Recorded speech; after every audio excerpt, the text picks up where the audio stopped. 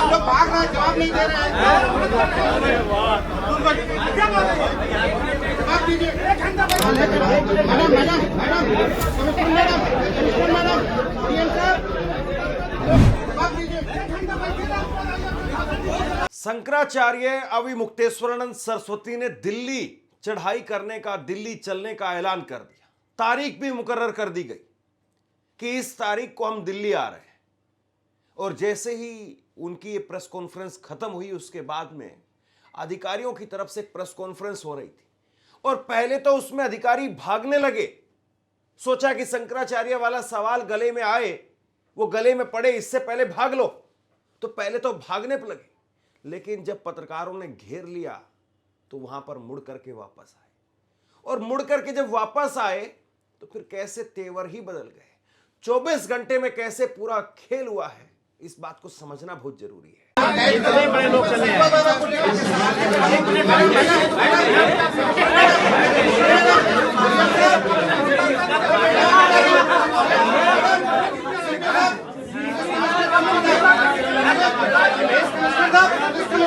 सवाल जवाब दीजिए, जवाब दीजिए। भाग क्यों रहे हैं भाई आप लोग भाग रहे हैं, जवाब नहीं दे रहे हैं। जवाब दीजिए। एक घंटा बैठे रहे, उसके बाद आइए अपने भाषण दीजिए। जवाब नहीं दे रहा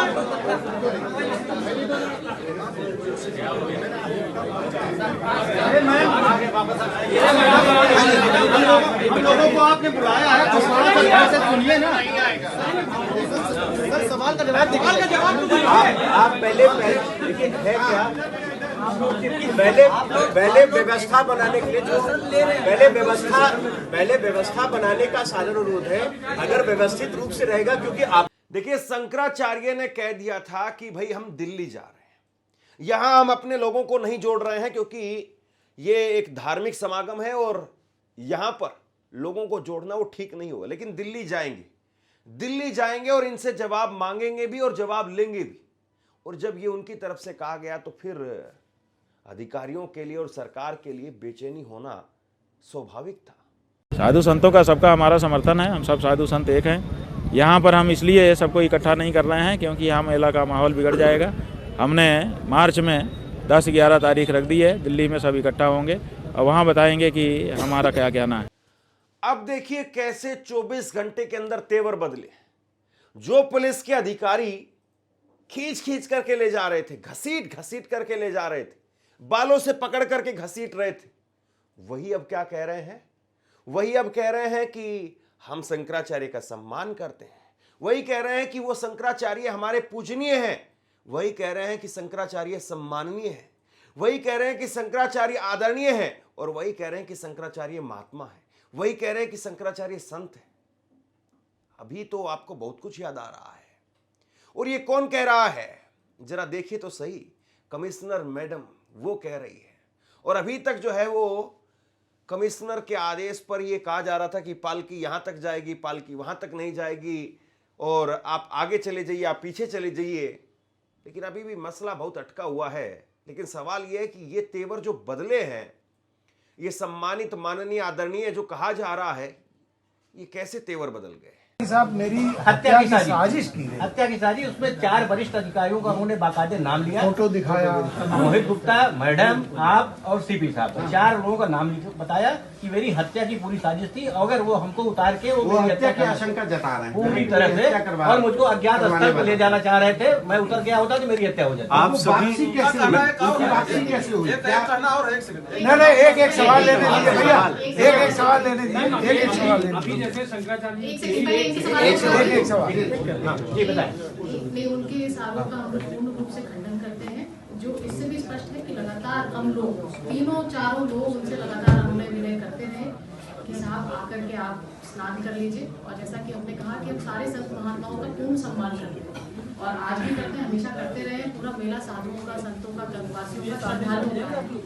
तो हम उनका पूर्ण रूप से सम्मान करते हैं, पूरा आदर करते हैं। वो हमारे आदरणीय हैं, पूजनीय हैं, महात्मा हैं, संत हैं। और इस बात का हम पूर्ण रूप से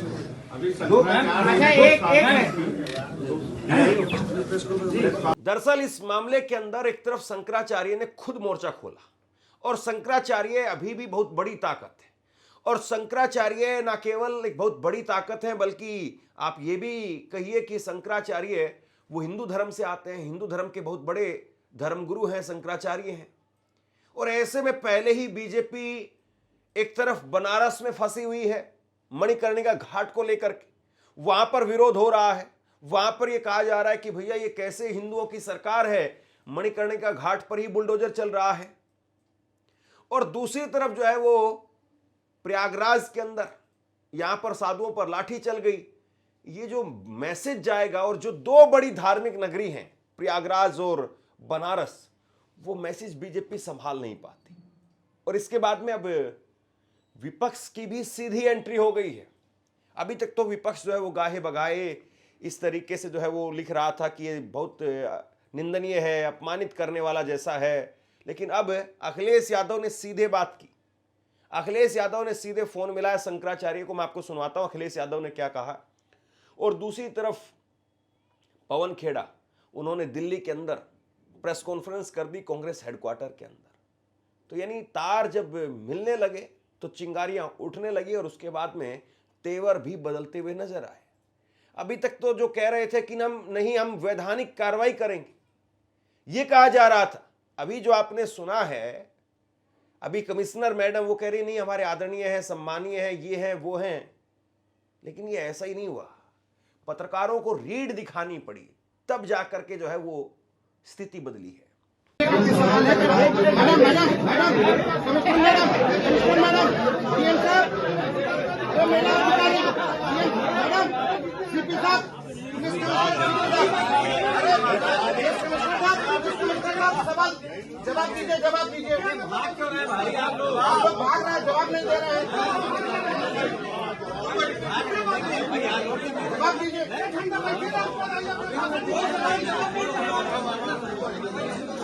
अब अखिलेश यादव फोन करके क्या कह रहे हैं और उधर पवन खेड़ा ने क्या कुछ कहा, उस पर मैं कुछ देर बाद में बात करता हूं। लेकिन उससे पहले आप देखिए कि स्थिति क्या है।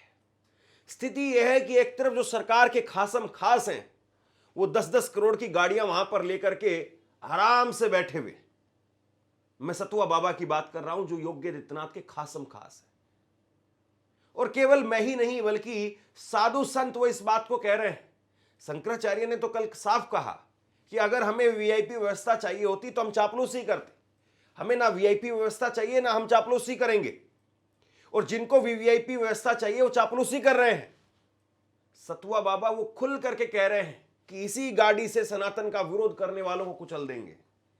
इसी गाड़ी से जो भारत की रफ्तार की राह में रोड़ा बनेगा उसको कुचल देंगे। ये सतुआ बाबा के शब्द हैं। बताइए आप, किसी भी धर्माचार्य, शंकराचार्य या किसी भी साधु महात्मा के इस तरह के शब्द हो सकते हैं कि वो कुचलने की बात कह रहे हैं। लेकिन देखिए साहब, वही शख्स जो है वो 3 करोड़ रुपए की डिफेंडर गाड़ी लेकर के आते, 4.5 करोड़ रुपए की पोर्से टर्बो गाड़ी लेकर के आते हैं। उसके बाद में 1.5 करोड़ रुपए की, 2.5 करोड़ रुपए के आसपास की वो एक मर्सिडीज गाड़ी लेकर के आ गए। यानी 10 करोड़ रुपए के आसपास की गाड़ियां उनके पास में खड़ी हुई है। प्राइवेट जेट से वो घूमते हैं साहब। कहां से आता इतना पैसा? हम तो देखते हैं अपने गांव देहात में बरसों बरस से बहुत सारे लोग कथा करते हैं, हवन करवाते हैं, शादी ब्याह करवाते हैं। कहीं नहीं वो ऐसा जो है चार्टर्ड प्लेन में घूमने लग गए। वो वही अपनी मोटरसाइकिल पर, स्कूटी पर घूम रहे हैं, लेकिन ये चार्टर्ड प्लेन से घूम रहे हैं, करोड़ों रुपए की गाड़ियों में घूम रहे हैं। अब इसको लेकर के साधु संत वो भी नाराज है। साधु संत कह रहे हैं कि भाई ये सही नहीं है। मैं आपको एक खबर दिखाता हूं। हालांकि साधुओं में भी एक तरीके से बंटवारा सा होता हुआ दिखाई दे रहा है। हिंदुस्तान ने लिखा है कि कई संतों ने फोन बंद कर लिए तो कुछ ने चुप्पी साध ली। शाम के बाद में 2 प्रमुख संतों के फोन स्विच ऑफ हो गए। कुछ संतों ने कहा कि इस घटना पर हमारा बोलना उचित नहीं है। अब देखिए, बड़ी बात यह है कि जब इस तरीके से हो रहा है और साधु संतों के साथ में इस तरीके से हो रहा है, तब तो कम से कम साधु संतों को बोलना चाहिए कि भाई ये मामला है क्या। और जो सही है वो सही बोलिए ना। आपको किस बात का डर है? साधु संतों को किस बात का डर है? शंकराचार्य गलत लगते हैं, डंके की चोट पर बोलिए शंकराचार्य गलत है। सरकार गलत है तो डंके की चोट पर बोलिए कि सरकार गलत है। या फिर मसला यह है कि सरकार गलत है और बोल नहीं पा रहे हैं। हालांकि कुछ लोग हैं, कुछ साधु हैं, कुछ संत हैं जो बोल रहे हैं और वो कह रहे हैं कि नहीं, ये मामला तो सही नहीं है। ये मामला तो सर से ऊपर पानी चला गया है। ऐसे आप शंकराचार्यों को पीटेंगे, ऐसे आप 85 साल के 90 साल के लोगों को, बुजुर्गों को पीटेंगे, ये तो सही नहीं। कल मैंने आपको तस्वीर दिखाई थी, तस्वीर देख लीजिए आप। ये 85 साल के बुजुर्ग थे, ये साधु हैं, और इन्होंने कहा कि 85 साल के बुजुर्ग ब्राह्मण के ऊपर जो है वो जूते बरसाए गए, जूतों से कुचला गया। अगर माथे पर मार देते तो मर जाता। अस्पताल में है और अस्पताल में इनको कोई पानी खाना तक नहीं दे पा रहा है। तो इसके बाद में साधुओं का एक तरीके से सब्र का बांध टूट गया, और साधु कह रहे हैं कि जो हुआ है ये वाकई बर्दाश्त करने के लायक नहीं है। शंकरम शंकराचार्यम केशवम बादरायणम सूत्र भाष्य कृतौ वंदे भगवन्तौ पुनः पुनः। आज प्रयागराज के मौनी अमावस्या मेले से इतनी खराब दृश्य देखने को मिल रहा है जो हृदय को तोड़ने वाला है, तार तार करने वाला है। सनातन धर्म पे हमला है, प्रहार है। कोई इतने वरिष्ठ सन्यासी को, जो इतने सर्वोच्च पीठ पर बैठा हुआ हो, जो इतने श्रेष्ठ शंकराचार्य का उत्तराधिकारी हो, शिष्य हो, उस व्यक्ति के लिए, उस महान व्यक्ति के लिए इस प्रकार का कृत्य योगी की पुलिस ने किया है। गृह सचिव की उपस्थिति में हुआ है। अज्ञात लोगों ने धक्के मारकर उनको हटाया है वहां से। उनके बटकों की चूटियां खींच खींच करके मारा गया है। सन्यासी, बुजुर्ग सन्यासियों को पीटा गया है। क्या इस तरह का घोर अनर्थ आपने किसी समय, मेरे ख्याल से तुगलक के समय भी माघ मेले में नहीं हुआ होगा, कभी भी मुगलों के काल में भी सन्यासियों के साथ इस तरह का बिहेव नहीं हुआ होगा। जब एक सन्यासी मुख्यमंत्री हो, उसके काल में हो सकता है वैचारिक मतभेद हो। मेरे भी बहुत लोगों से वैचारिक मतभेद है, तो क्या हम उनको रौंद देंगे पावर आने के बाद? योगी जी भूलिए मत, ये सत्ता अस्थायी है, और आपका रोता हुआ चित्र आज भी सबके चेहन में है देश के। लेकिन आपकी पुलिस, क्या आपके बिना संज्ञान के इस तरह का काम पूज्य स्वामी अवमुक्तेश्वरानंद जी के साथ किया है? यदि किया है तो आपको डूब मरना चाहिए। आपके सन्यासी होने पर लानत है। हमको आज हृदय से इस बात को, हृदय में कष्ट है इस बात को कि आपने एक सर्वोच्च पीठ पर बैठे हुए व्यक्ति के साथ जिस तरह का कुकृत्य किया आपने, यह सनातन समाज, यह सनातनी समाज आपको कभी माफ नहीं करेगा। वैचारिक मतभेद अलग है, कोई दलगत राजनीति से, वो तो राहुल गांधी को भी बाहर कर चुके हैं। तो क्या वो कांग्रेसी रहते तो कभी राहुल गांधी को बाहर जाने की बात करते? लेकिन अनावश्यक रूप से आप लोग लगातार एक व्यक्ति का इस प्रकार से अनर्गल अपमान करेंगे, कभी हमने सोचा नहीं था। उन्होंने अच्छा निर्णय लिया कि उन्होंने स्नान नहीं किया। हम सब उनके समर्थन में खड़े हैं। पूरा सन्यासी, अगर वास्तव में कोई भाजपाई या नकली सन्यासी नहीं होगा तो आज स्वामी अवमुक्तेश्वरानंद जी महाराज पूज्य स्वामी जी के साथ खड़ा होगा। ओम नमो नारायण। जय जय हिंदू राष्ट्र। शंकराचार्य खुद मुखर हो गए और शंकराचार्य कह रहे हैं कि भैया ये परमिशन का जो बार बार हमारे सामने राग अलाप रहे हैं, ये परमिशन किस बात की है, किस चीज की परमिशन? मतलब गंगा स्नान परमिशन लेकर के करना पड़ेगा? गंगा पर उनकी रजिस्ट्री है क्या? कौन सी कंपनी है कि उन्होंने गंगा पर रजिस्ट्री करवा ली है? बपोती है उनकी, उनके बाप से उन्हें मिली है। हर सनातनी जब अपने सनातन धर्मी माता पिता के घर में जन्मता है, जन्म सिद्ध अधिकार है कि वो गंगा यमुना का पवित्र स्नान करे। यह हमारा जन्म सिद्ध अधिकार है। इसके लिए हमें परमिशन क्यों लेनी है? जहां तक सूचना की बात है तो वह सूचना तो उन्हें पहले ही दे दी गई थी, 3 दिन पहले दे दी गई थी। तो शंकराचार्य बैकफुट पर नहीं है। अधिकारी वो बता रहे हैं कि सरकार के तेवर ढीले हो गए हैं और सरकार ने कहा है कि भैया इस मसले को संभालिए। दरअसल देखिए, एक सबसे बड़ी बात यह है कि ये मसला खड़ा ही क्यों हुआ। अगर अधिकारियों को इतना भी नहीं पता था कि शंकराचार्य वहां पर जाना है, उनको जाना है वहां पर, और कोई विवाद हो सकता, तो फिर किस बात के अधिकारी हैं, किस बात के इंटेलिजेंस है? आप बताइए जरा। उनको पता होगा, भली भांति पता होगा कि शंकराचार्य स्नान करने के लिए जाएंगे, और उनको इस बात का भी एहसास जरूर होगा कि शंकराचार्य कहां तक जाएंगे, किस तरीके से जाएंगे, और उनको इस बात का भी एहसास होना चाहिए कि शंकराचार्य के तेवर किस तरीके के हैं और आप कहां तक मना पाएंगे और कहां तक नहीं मना पाएंगे। तो क्यों नहीं किसी ऐसे व्यक्ति को आगे किया गया जो बात कर सकता था, जो मना सकता था और जिसके कहने से शंकराचार्य मान जाते, और क्यों नहीं इस तरह की व्यवस्था बनाई गई कि शंकराचार्य चले जाते और मामला सिर्फ 10 मिनट का था, 10 मिनट जाते आते और मामला खत्म हो जाता, आधा घंटा लग जाता।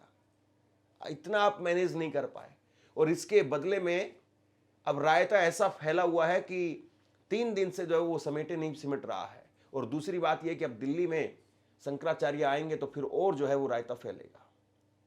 अब अखिलेश यादव फोन कर रहे हैं और अखिलेश यादव कह रहे हैं कि भैया इनका तो कुछ है ही नहीं, ये तो मंदिरों को तुड़वा रहे हैं, साधु संतों को तुड़वा रहे हैं, और ये अपने आप में सबसे बड़े झंडा बरदार बनते हैं।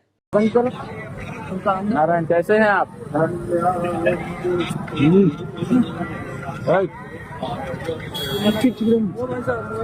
अब देखिए, अब हम तो अपना लड़ रहे हैं, अपनी लड़ाई अभिमन्यु की तरह चक्रव्यूह में लड़ रहे हैं।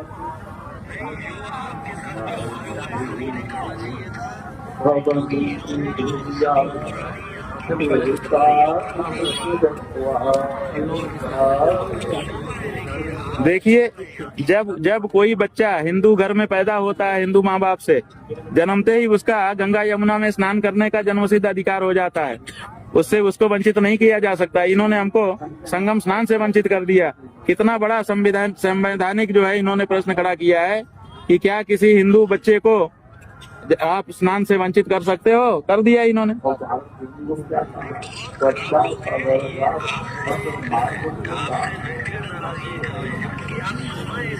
हाँ जी जी, सही है।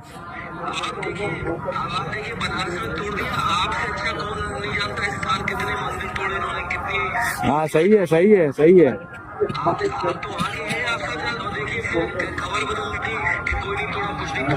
सारा तोड़ दिया इन्होंने। 150 मंदिर हमारे तोड़ दिए हैं और अभी भी तोड़ते चले जा रहे हैं। यही बात है। ठीक है जी, ठीक है। शंकराचार्य, उनको एक बार लाठियां पड़ी थी और अखिलेश यादव की सरकार थी, ये सच्चाई है। और आज बीजेपी के लोग केवल वही तस्वीर दिखा करके अपने आप को डिफेंड करने की कोशिश कर रहे हैं कि नहीं देखो शंकराचार्य के साथ में उस वक्त में क्या हाल हुआ था। लेकिन वो लोग ये नहीं बता रहे हैं कि उस वक्त में 2017 में फिर अखिलेश यादव की सरकार की कितनी बुरी हार हुई थी। अब जो है वो योगी आदित्यनाथ की सरकार में हुआ है, और योगी आदित्यनाथ की सरकार तो अपने आप में योगी की सरकार, संतों की सरकार, साधुओं की सरकार, हिंदुत्व की सरकार फिर क्यों हुआ है। लेकिन अभी भी शंकराचार्य के तेवर डाउन नहीं है। शंकराचार्य कह रहे हैं कि धन्य है मुसलमान जो अपने धर्म की रक्षा के लिए निकलता है, हिंदू कायर है। लेकिन अगर आप इस स्टेटमेंट को देखेंगे तो आप कहेंगे कि नहीं देखो ये शंकराचार्य तो है ही मुसलमान, मुसलमानों को धन्य बता रहा है और हिंदुओं को कायर बता रहा है। पूरा बयान आप देखिए। शंकराचार्य ने कहा कि योगी मंदिर को तोड़ने वाला आदमी है। काशी की हर गली में हम गए, 40 दिनों तक मंदिरों को बचाने के लिए निकले थे। हमारे साथ में 40 दिन में कभी 100 से ऊपर हिंदू नहीं आए। ज्ञानव्यापी के पास एक बुलडोजर रात में अतिक्रमण कर रहा था, उसी ज्ञानव्यापी की 3 ईंट गिर गई तो 10,000 मुसलमान इकट्ठा हो गया। धन्य है मुसलमान जो अपनी धर्म की रक्षा के लिए निकलता है। मुसलमान कायर है जो गो हत्या की बात पर निकलता नहीं है। ये जो है वो शंकराचार्य कह रहे हैं। शंकराचार्य कुल मिलाकर के इस बात को कह रहे हैं कि जो आज मौजूदा सरकार के सामने खड़ा नहीं हो पा रहा है, अपने धर्म को लेकर के, अपने गोमाता को लेकर के अगर सरकार से सवाल नहीं कर पा रहा है तो फिर बताइए क्या ही कहा जाए। और दूसरी तरफ मुसलमान अगर धर्म का कोई मसला होता है तो सड़क पर आ जाता है, बड़ी संख्या में जुट जाता है, बुलडोजर चलता है तब भी जुट जाता है। और कांग्रेस ने दिल्ली के अंदर प्रेस कॉन्फ्रेंस की जिसमें पवन खेड़ा कह रहे हैं कि भैया मोहन भागवत कौन है? मोहन भागवत को Z+ की सिक्योरिटी मिली हुई है और साधु संतों पर लाठियां चल रही है। माघ मेले में शाही स्नान की एक परंपरा कोई आज की तो है नहीं। न अंग्रेजों ने उसको रोका, न मुगलों ने उसको रोका। किसने रोका? उन्हीं लोगों ने जिनके नाम पे एक पिक्चर बनी थी, नमक हराम। शाही स्नान करने से शंकराचार्य जी को रोक दिया जाए एक ऐसी सरकार द्वारा जो मोहन भागवत को Z+ सिक्योरिटी देगी, लेकिन शंकराचार्य की पालकी पे शंकराचार्य जाएं शाही स्नान करने के लिए, वो बर्दाश्त नहीं करेगी। क्या मोहन भागवत शंकराचार्य से बड़े हो गए? Z+ सिक्योरिटी, 50 गाड़ियों का काफिला, कौन है मोहन भागवत? इस धर्म के आधार पर खड़े होकर ये वोट लेते हैं और फिर मूर्ख बनाते हैं सबको। इनकी आस्था नहीं है कोई। हमने महाकुंभ के दौरान देखा, महाकुंभ के दौरान बड़े बड़े धनाढ्य लोगों के लिए, अमीरों के लिए, सेठों के लिए, फिल्म एक्टर्स के लिए, उद्योगपतियों के लिए एक अलग व्यवस्था थी साहब। और हमारे आपके लिए क्या था? इनकी आस्था व्यापार है और व्यापार ही इनकी आस्था है। इनकी आस्था सियासत है, सियासत ही इनकी आस्था है। ये धर्म के पीछे छिपकर सबको मूर्ख बनाते हैं और सिर्फ अपने सूट बूट के लोगों का ध्यान रखते हैं, अपनी सत्ता का ध्यान रखते हैं। मोहन भागवत को Z+ सिक्योरिटी देते हैं और स्वामी अभिमुक्तेश्वरानंद जी के समर्थकों का, उनके शिष्यों का जटाएं खींचकर घसीटते हैं। वीडियो में देखा आपने, मन को पीड़ा होती है, दुख होता है, आहत होते हैं हम सब। हम धर्म की राजनीति नहीं करते, न बर्दाश्त करते हैं, लेकिन आप मुसलमानों के साथ, हिंदुओं के साथ, ईसाइयों के साथ क्रिसमस में आपने क्या देखा? आप किसी की खुशी नहीं देख पाते। आप डीजे बजा बजा के लोगों को नचवाते हो मस्जिदों के सामने। अपना हमारा जो शाही स्नान है, मौनी अमावस्या का शाही स्नान है, एक अखंड परंपरा है।